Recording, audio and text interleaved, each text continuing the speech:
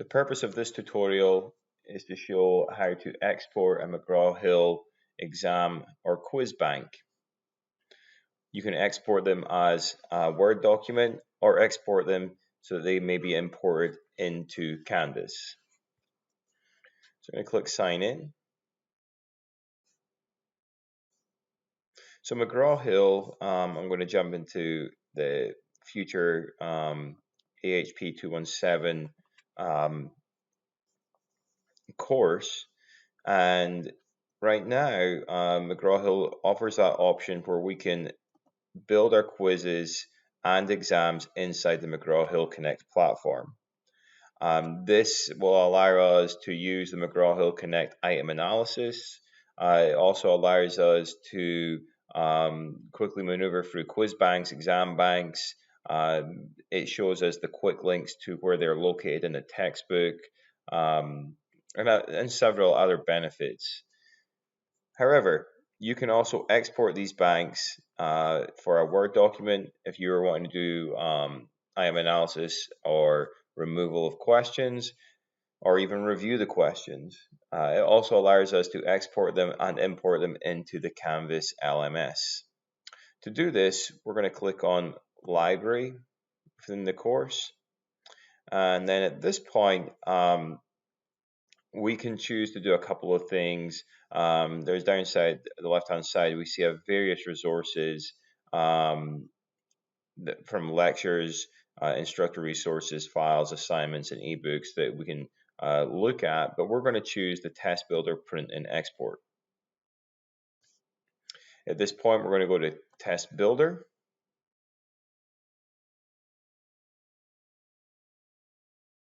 And so as you can see, I have done this a lot, in fact, 161 times. So it is a useful tool, and I'll show you how to potentially use, maybe we'll choose chapter 2. I don't think I've got chapter 2 done. We're going to go create new. And we are going to add a question. So at this point, we're starting to build out our test bank. On the left-hand side, you'll see our selection. And on the right-hand side, it'll show us our test and what we've actually moved across. So we're going to choose that Chapter 2 test bank, and we're going to use this source. So at this point, it's going to give us every question possible for that Chapter 2 test bank. We have fill in the blank, multiple choice, true, false. So there can be other ones. All apply is another form of questions that McGraw-Hill offers. But we're going to start filtering this out so we can get exactly what we want. So the filter icon at the top is how we're going to filter these questions. So we're going to first off go to the question type, and we are only going to choose multiple choice and true, false. The next, Bloom's, we're going to choose Bloom's level 1. And for example, here in sections, we can choose specific sections. So as you can see, it's pulling questions right now from all sections from 2.01 to 2.05. So in this situation, if we were only wanting to pull questions from 2.03 and 2.04, although not any questions, but it is going to be a small bank. But if we only want these sections, we can choose that also. At this point, we're going to close out the filter. And now we need to add these questions to our test. So we select all and add. So now at this point, we've got our test question set up for the export. So we're now going, at this point, going to hit continue, which is going to now request us to enter a test name.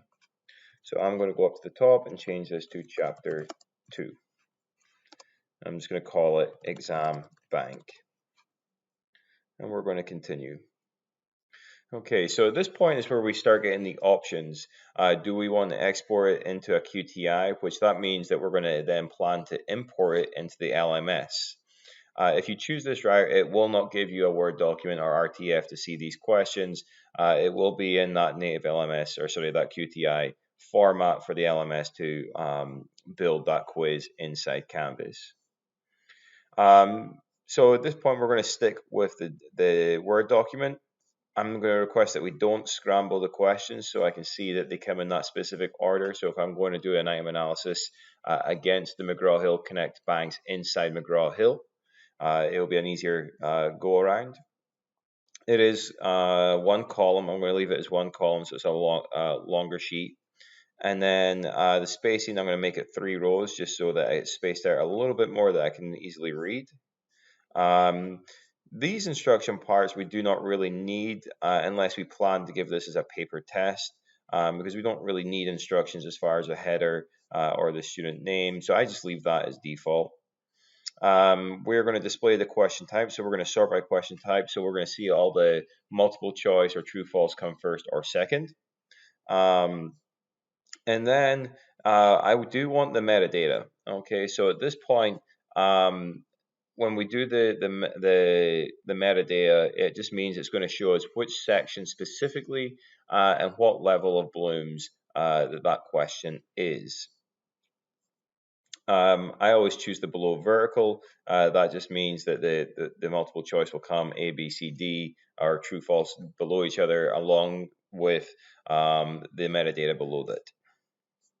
I do want to include an answer key so that if it is going to be used as a remedial purpose for the instructor to help pinpoint their students to the questions, it allows them to see those answers. At this point, you can save these settings as default and then apply as default. So that means if I start wanting to build more banks in the same day, it will keep all the settings that I have kept, but I did not change any, so this is great. At this point, I'm just going to hit submit. And so if you are spending a long time building a number of exam banks, you can actually have these emailed to you, so when they're available, you know when to go back in and download them.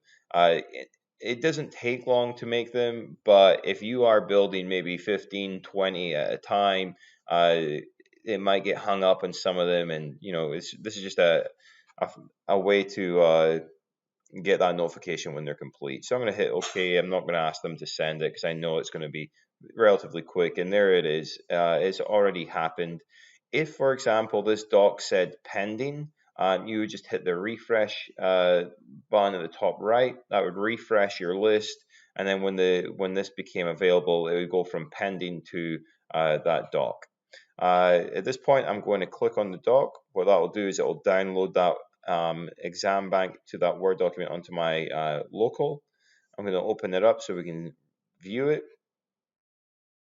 So as you can see, it says it's the multiple choice questions. We're getting the multiple choice questions first. It gives me the question, the possible solutions, and then it will tell me, for example, here, Bloom's level 1. And then this section it comes from, specifically 2.4, electrolytes, acids, bases, and salts. So if I'm going to scroll all the way through here down to the bottom, it does provide that answer key at the end.